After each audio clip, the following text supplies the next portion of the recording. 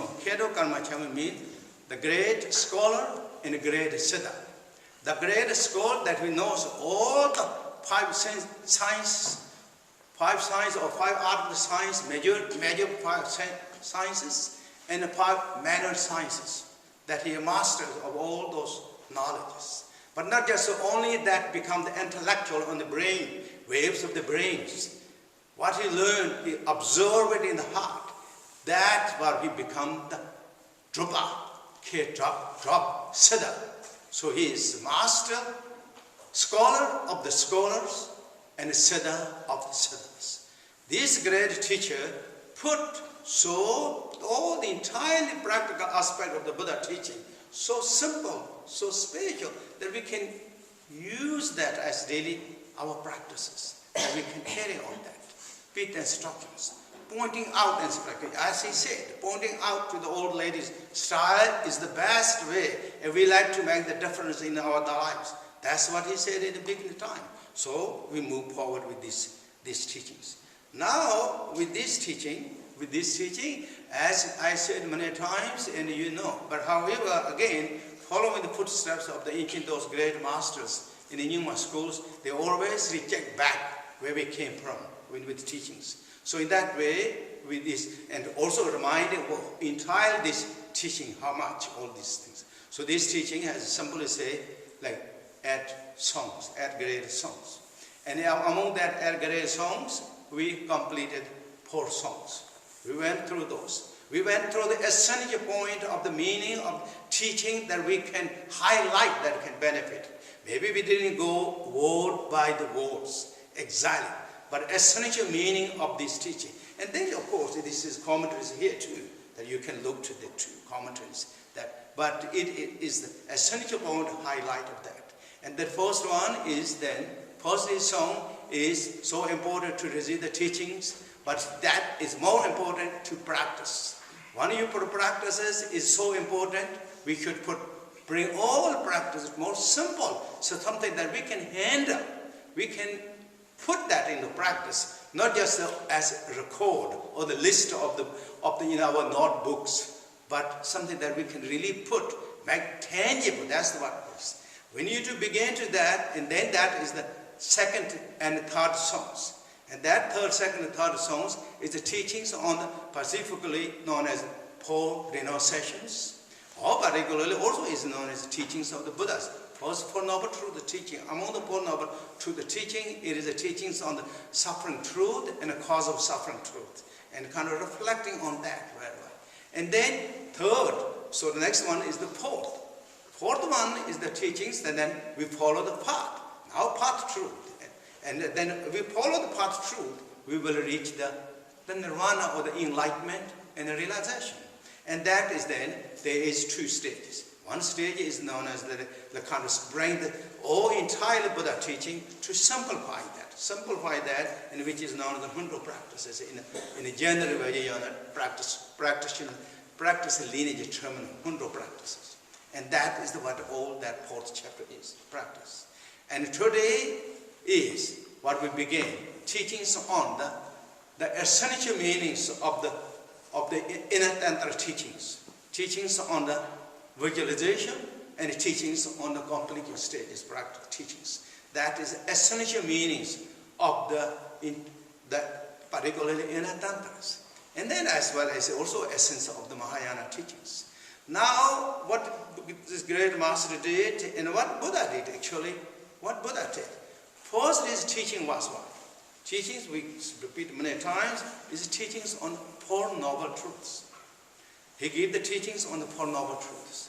4 noble truth is generally very kind of simple. It's communicated with us very quite easily. It's teachings on the suffering truth and teachings on the cause of suffering truths. Why Buddha gives teaching, I mentioned before too. But Buddha don't want to keep something hiding. Generally, when you go to the expert therapists, what they do?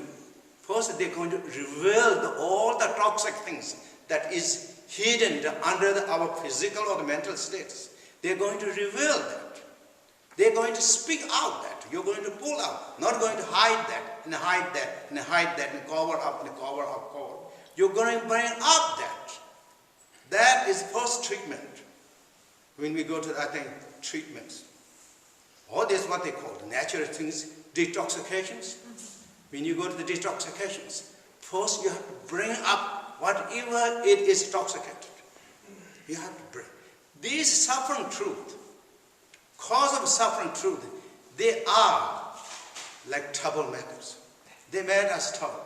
We trying to cover up, cover up, cover up. Been doing that all the time since the beginning until now, trying to cover up. But that didn't work for that many lifetimes, nor did it working in this lifetime. We were trying to cover up, cover up. Therefore, with courage and commitment, we are going to face into the challenges of what the reality is. So we can uproot and clean, take care so that we're not just a kind of timidness behind the scene trying to hide them. That is ego activities. Ego activities. Ego is manipulation, is in one way is very timid, but it is always spoiling and diluting that. And therefore, that's what Buddha gave the teaching. And first, Buddha teaching is a Four Noble Truth. Once you take care of that aspect of the nature's realities, then Buddha went deeper, and which is known as second turning Wheel of Dharma. And that teaching is something quite beyond of our normal conceptions. We can't immediately understand that. Common conception, regular duality, kind of regimented duality thought, cannot accept immediately. And what is that? That is known as great emptiness. The great emptiness. Emptiness of any solid existing things. And substantial solid existing things. Anything external that exists. It's true. There's no substantial existing. If you look to that, these days, modern days, through the scientific, 100 years ago, I think scientific, or maybe more than 100 years, scientific began to do the revolutionary area in the common words. They bought those qualities.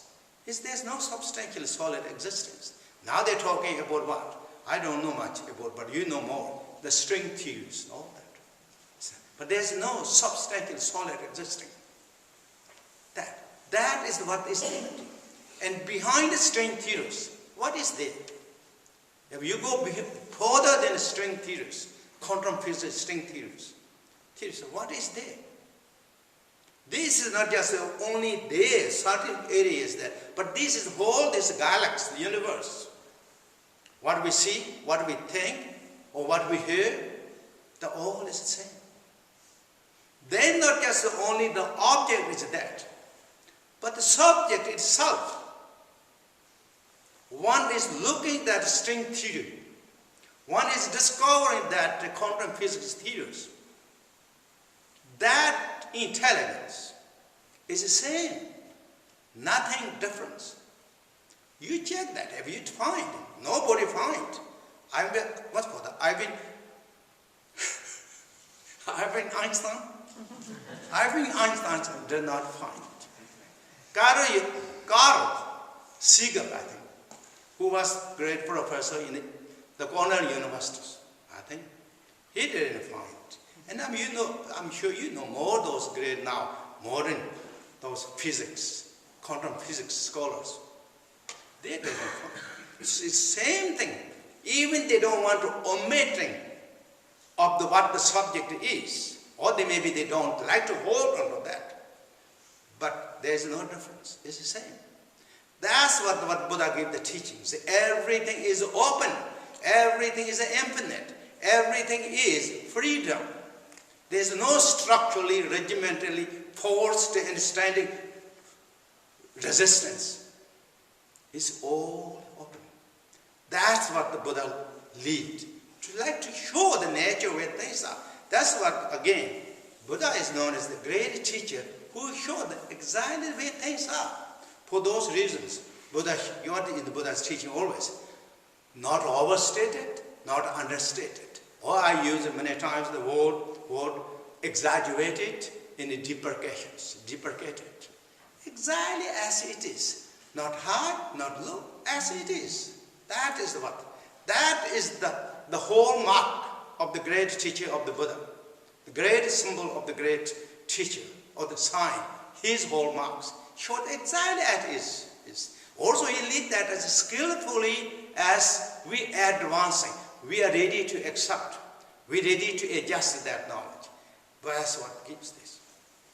And now, then, it's not just that empty, empty and openness status. Now talking about more now, source of all that visions, the source of that string theories, source of the quantum physics, or the knower of the quantum physics, knower of the string theories, which is, what is that? And that is this mind.